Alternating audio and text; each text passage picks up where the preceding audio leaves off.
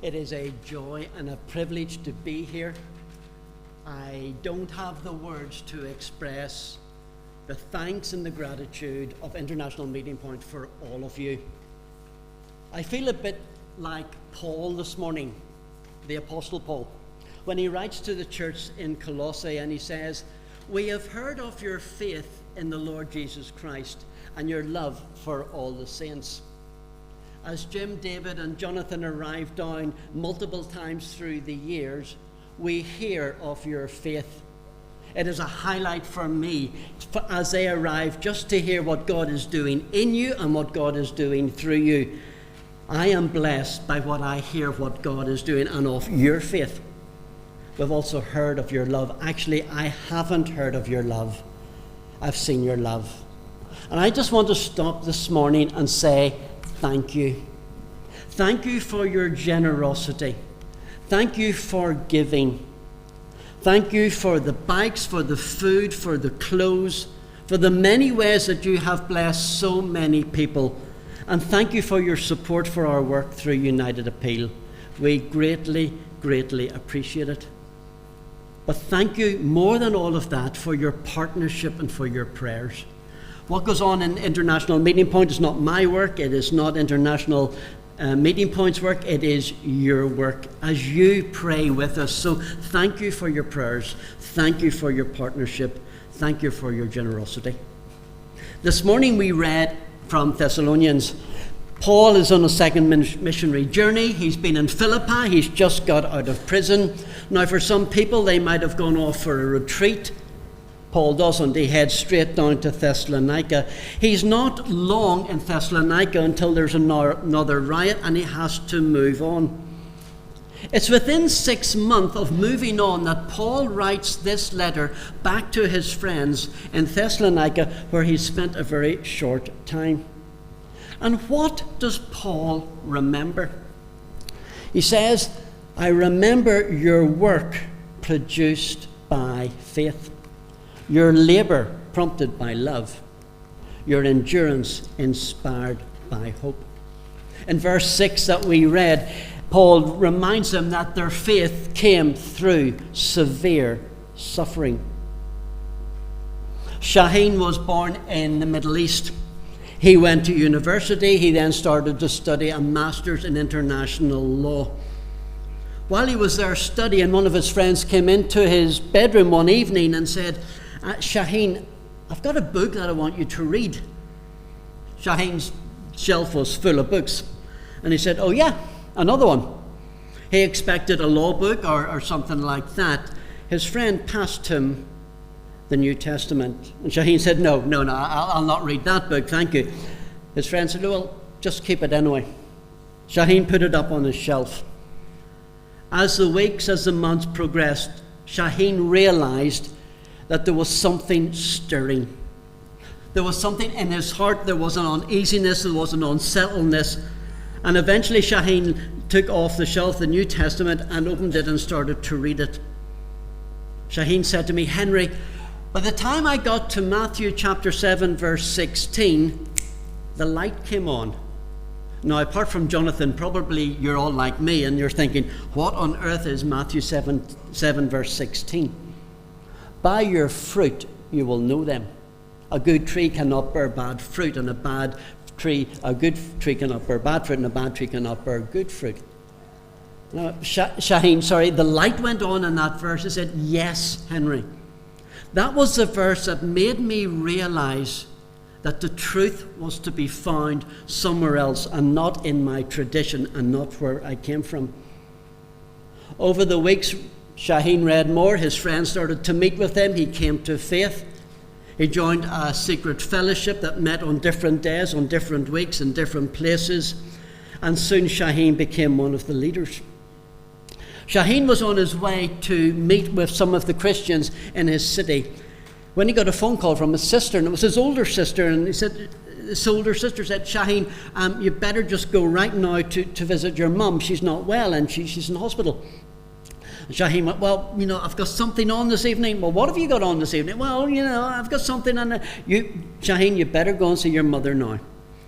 Shaheen decided that he wouldn't go to the fellowship, and he went off to visit his mother. As he was with his mother in the hospital, a telephone call came. It was from somebody else who was meant to be at that fellowship meeting, and just said this: Shaheen, get lost. That started Shaheen's journey, a long journey through Europe, and eventually arrived in Belfast. He had to leave his family, he had to leave his education, he had to leave the good prospects of a job because of his faith in Jesus Christ. And he arrives in Belfast, and he soon comes into our centre and becomes one of our good friends. That's where I would love to end the story this morning. We all live happily ever after, but not so. For Shaheen, it has been a very difficult few years, because yes, he is now out, but the secret police in his country started to visit his family and said, look, did you know that Shaheen was working for the US and he was a spy? As a result, his brother lost his job, his father didn't get his pension, his mother didn't get the medical treatment she needed. Shaheen is in Belfast, and he's very grateful for all that he has got, but he's lonely. Shaheen then went to Queen's University, he studied, he got a master's. Came in a few weeks ago, and I love Shaheen coming in because he's got good English, we've got good banter, and he's usually a great joy. He came in and we started just messing around a bit, and he put his hand on my shoulder and went, Henry, life is tough. He said, look, I'm getting older, there's no prospects of marriage, I'm well qualified, I can't get a job. My eldest brothers had to flee my home country, my family's in a difficult situation. In the international meeting point, we are there for the Shaheens in life. For those who have come to faith in other countries, who have had a difficult time, who have fled the persecution and are seeking to make Belfast their new home. I would love to do a bit of research in the centre of how many people actually heard of Belfast before they arrived here as refugees. My reckoning is probably about 95% had not even put Belfast on a map. This wasn't Shaheen's plan A, B, C, D. It goes right to the end of the alphabet. It wasn't on his radar screen. Some people come and we try to support them in their faith. Others arrive with no faith. Hira arrived with his family. Hira was a translator in Asia for the UN forces. As a result of difficulties in that country, he had to flee. There were difficulties on the way, and he ended up not as planned in Northern Ireland. And Hira has been with us now for about 5-6 years. They arrived with children. We helped them get into accommodation. We got the kids into school. There were a few problems in school, and so we had to change schools.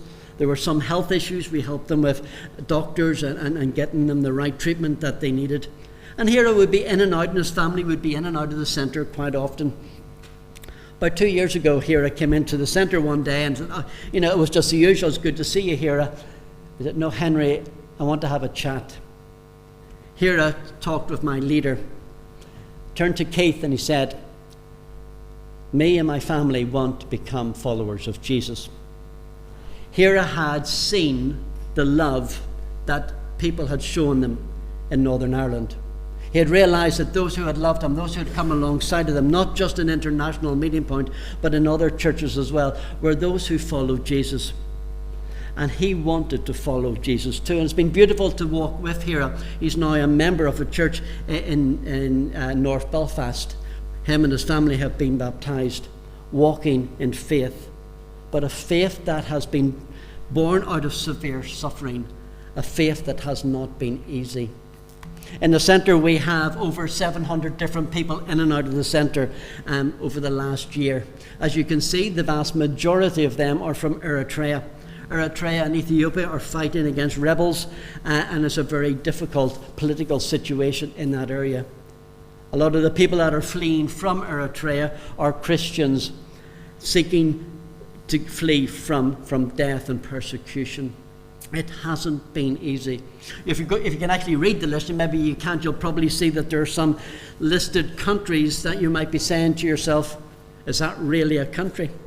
During COVID, we were giving out more food than we normally do, and people would have to queue up Because of regulations of the government, we had to take people's names and their contact details just in case there was an outbreak of COVID. While we were doing that, I just decided, well, why don't we take their names, why don't we take their countries, and we'll take their telephone numbers as well, which we had to do. A big guy came in one day, and Robert Kane was sitting beside me, and the guy said, I'm from Baluchistan. And I looked at Robert, and very unwisely and lack of wisdom, I just said to Robert, right, Pakistan. Now, there was probably about 100 people behind him in the queue, all waiting to come in to get their food and see what other issues that they needed sorted out.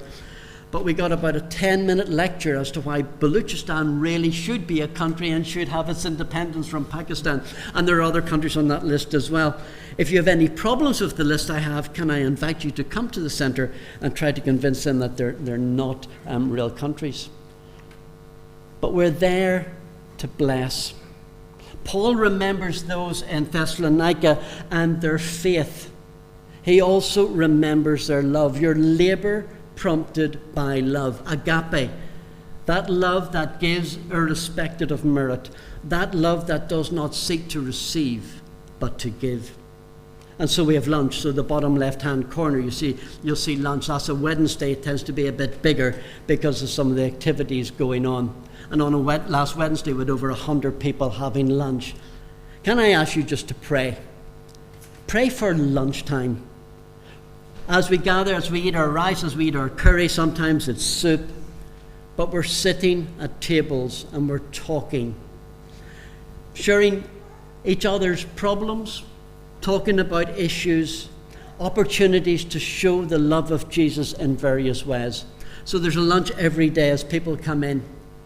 I want to say a big thank you for all of your generosity, for the bikes, Nigel, for the food, for the clothes. If you're an asylum seeker in Northern Ireland, if you're present in a hotel, and we still have quite a few people in hotels, you're living on £8 a week. If you've got accommodation, you're living on £42 a week. Some time ago, I said to my family, and I've got 2 teenage kids, right, we're going to try this, kids. We've all got £42. Now, we don't count rent, we don't count the utilities, but everything else we do, we've got to live on £42 each this week. It's not possible. Thank you for the bikes. To travel from one side of Belfast to the other is about £4.90 now.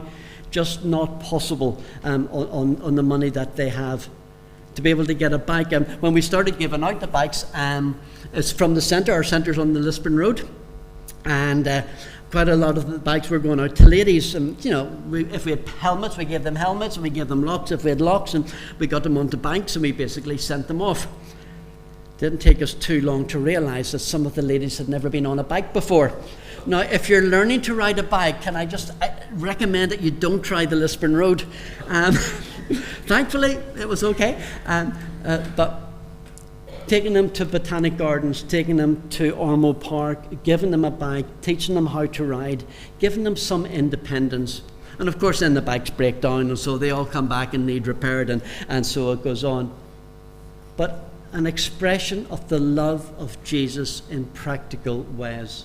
Giving out food, there's a Christmas picture there as well. Getting Christmas presents to people just to make life special.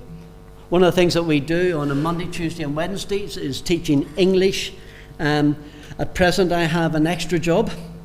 I'm not exactly sure why I have this job, but I'm bouncer. Now, as you can see, God did not make me as a bouncer. I have yet to convince my boss that God hasn't made me as a bouncer, but because there's so many people wanting to come in, we're beyond capacity, and at stages we have to close the door and say, no room. I don't know who your hero is in the Bible. I don't think it's going to be the innkeeper of Bethlehem, but unfortunately that's who I am on a Monday and Wednesday afternoon when I say, sorry, no room. But an amazing opportunity just to be able to teach English. This is the beginner class. A lot of them in that class can't read or write in their home language, and they're now trying to learn to read and write in English. It is a challenge. And yet it's lovely to be able to come alongside them and be able to help them just to get to grips with the language. If you can't speak English and you're sitting on a bus, it's very difficult. What are people talking about? I've had that experience in different countries as I lived in Bangladesh and in Asia, and you get paranoid and you're thinking, are they talking about me? They must be talking about me, and because you don't understand. And so it's a joy to be able just to teach people English. If you look very carefully into that class, you'll see some Ukrainians. I had to do a complete mind change 2 years ago when Ukrainians started to come into our classes. When people arrive in the centre, after I've told them my name, basically I go into, I need to get you settled mode. So we need to think about education for your kids. We need to get accommodation sorted out. You'll need a doctor. You need to get you settled. When Ukrainians arrived, I soon started to realise that they didn't want to settle. They didn't want to make Belfast their home. It was going to be temporary. They wanted to go back, and they kept referring back to going home. Victor's in that picture. Victor's over 70. Him and his wife are at every English class they can get to. Can you imagine at the age of 70 being dropped in a country when you can't speak the language and trying to learn it? It's been a massive challenge for them. We haven't got very far. That's probably a reflection on how bad me, the teacher, is. But a few weeks ago, I sat down with Victor and we were having a cup of tea. And I said, Victor, how's it going? And he looked at me and went, Henry, everything has changed. Yeah. 2 years ago when you came here, said, no, Henry, everything has changed now, not 2 years ago. Said 2 years ago, I kept thinking I was going back and home was still Ukraine. Now I'm beginning to realize I may never go back. Now Victor and his wife are fortunate. They've got a niece and they're staying with the niece, and they've got a bit of family and they've got a bit of connection. But for many others, there's just been that wrenching, that separation and that loneliness. And it is a joy to be in the centre, just to be able to sit beside the Victors, to talk to them and to share life with them. In the top class, sometimes I'm teaching beginners. I try not to teach beginners. That's too much hard work for me. I like teaching the top end and with 4 different levels. Now, one of my principles in the English class is that I don't go into politics, and that's probably just the best thing not to venture into. But one day we were talking about qualities in people, and somehow we got into qualities in leaders. And I just happened to say off the cuff, it wasn't in my plan for the class, was, well, who's your hero? Think of the world, either past or now. Who was a good leader and why? And had I thought for a minute, I would have looked around the class and realised that Ukrainians and I had Russians in the same class. And so some person did say, 1 or 2 of the country leaders. Came round to a guy called Mohammed. Mohammed had only been in the class 2 or 3 times. I didn't really know him. I knew he was pretty good at English, but that's about it. Came to Mohammed's turn, he just looked up and went, Jesus. And I said, do you want to say anything more than that? He said, no, Jesus is the best leader, and he's the one we need to follow. I said, something, Mohammed, I would love to have a coffee with you. Mohammed grew up in a country where religious authorities were very tight. Came to the month of fasting. Mohammed had a bottle of water. He was a journalist. He was out on the street one day, and during the month of fasting happened to forget and took a drink. As a result, he was arrested. He was then whipped in the police station and left there. Mohammed's wife went and got him and took him to a private hospital where they thought he was going to lose his life. Mohammed was in and out of consciousness for some time. But every now and then, at night time, he realized that one of the male nurses was coming in, and he thought he was praying. So as Mohammed got better, he said to the male nurse, he said, look, I think you were praying when you came in. He said, no, that's fine. It happened a few times. After Mohammed was out of hospital and was getting a bit better, Mohammed said to his wife, Sarah, Sir, I want you to go back to the hospital, find that doctor, invite him and his wife over for food. I want to talk to them. When they were in the confines of their own home, and in the secrecy of that, the nurse opened up that he was a follower of Jesus and he was praying for Mohammed. That was Mohammed's first encounter with Jesus that has then led to faith. I asked my own heart a question this morning. What am I going to do in my actions and my words that will lead people to trust in Jesus. For the nurse, it was a simple prayer. What is it for me as I go into the supermarkets, as I fill up my car with petrol, as I go to work, as we go to school, as we're in college? What is it in our lives? Is it going to be our faith? Is it going to be our love? Is it going to be the hope that we have? One of the joys that we have, that's one of the ladies' English classes, is getting everybody together and going on a picnic. Now, bit of a warning for you. 1st of June this year, it might be better if you don't come to Carnfunnock. We're coming. Last year, we had 3 buses. 167 people went. 165 came back. Now, I tried to go down to the assembly buildings and tell them that 165 out of 167 is an A star. They weren't completely convinced on that one. It was an amazing day. For many of the people that came for the picnic, for the day out, it was their first time to travel out of Belfast when they arrived. Some of the kids had not been out of Belfast for a year and a half. They hadn't seen the sea.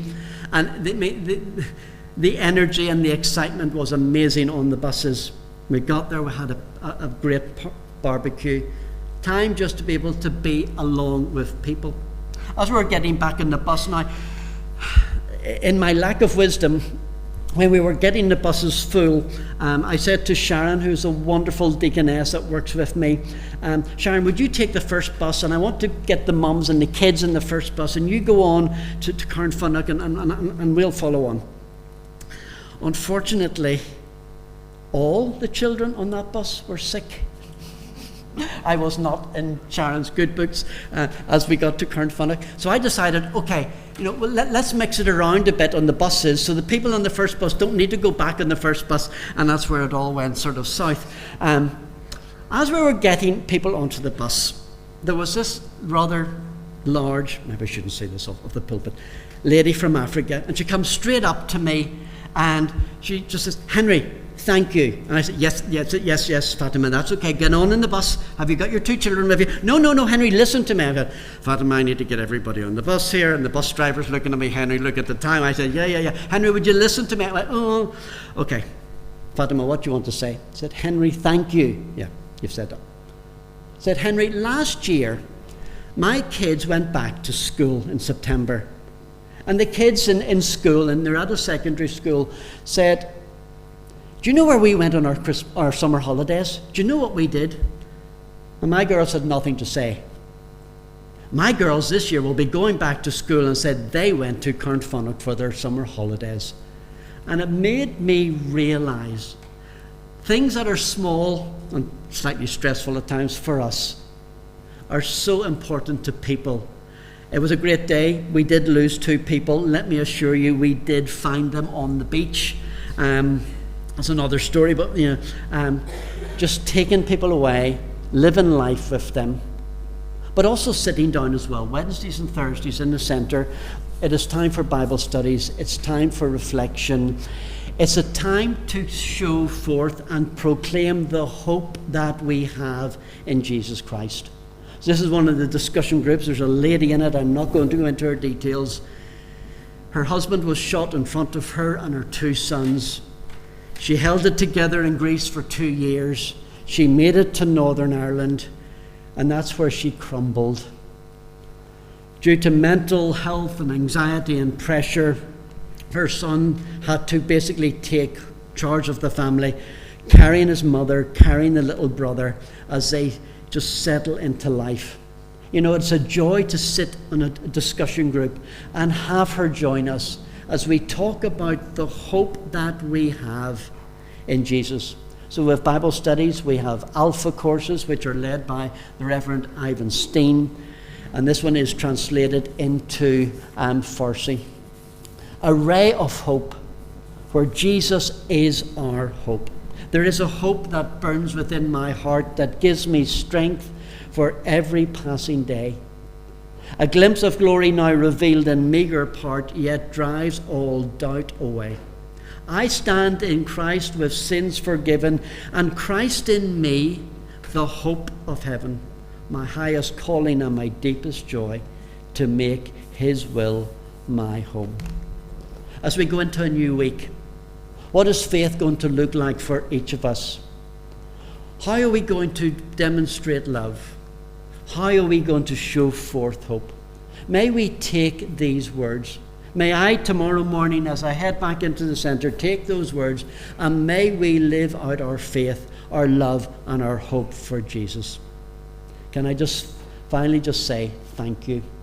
Thank you for all that you mean to us and your love for us. Thank you. Shall we now stand to sing?